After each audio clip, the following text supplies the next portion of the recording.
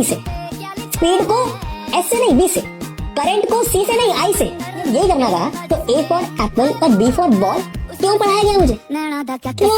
अब ध्यान से सुनना इस वीडियो को, क्योंकि एक एक बात का जवाब देने जा रहा हूं और अच्छे से सुन लेना। सबसे पहले बात करते हैं कि इन नोटेशंस का यूज क्यों किया गया था। क्योंकि जब इन नोटेशंस का यूज किया गया या नोटेशंस दी गई, तब एक लैटिन लैंग्वेज सबसे ज्यादा यूज की जाती थी, जो कि उस वक्त की साइंस की ऑफिशियल और इंटरनेशनल लैंग्वेज थी, जो कि वर्ल्ड वाइड यूज की जाती थी।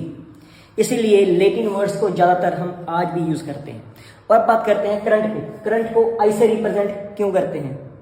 सबसे पहले करंट को आई से रिप्रेजेंट एम्पियर, जो कि साइंटिस्ट थे, जो कि एस से यूनिट है करंट का, उन्होंने अपनी बुक में फर्स्ट टाइम यूज किया था I, which means intensity of current, जो कि लैटिन वर्ड है। मोमेंटम, मोमेंटम को पी से रिप्रेजेंट क्यों किया जाता है? क्योंकि लैटिन वर्ड है पिटेरे, जिसका मतलब होता है टू मूव टुवर्ड्स। और मोमेंटम को एम से रिप्रेजेंट क्यों नहीं करते? क्योंकि मोमेंटम का फॉर्मूला क्या होता है बच्चे?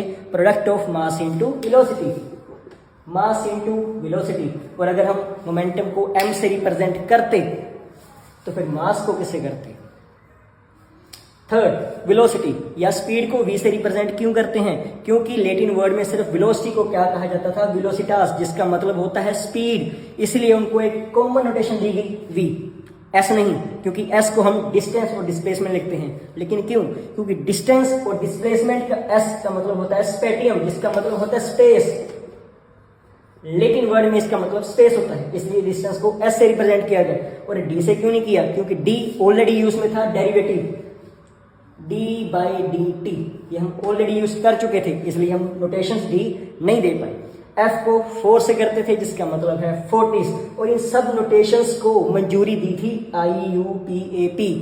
आपने केमिस्ट्री का IUPAC सुना होगा, लेकिन फिजिक्स का भी है बेटा, international union of pure and applied physics. उन्होंने इन सब चीजों